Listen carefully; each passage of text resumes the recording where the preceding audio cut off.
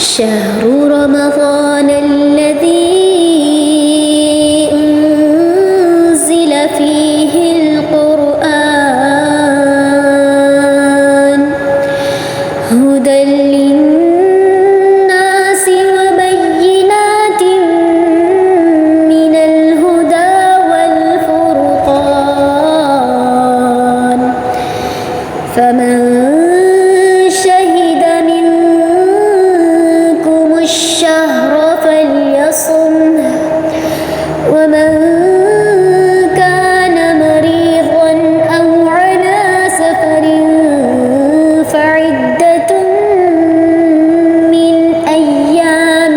أخر يريد الله بكم اليسر ولا يريد بكم العسر ولتكملوا العدة ولتكبروا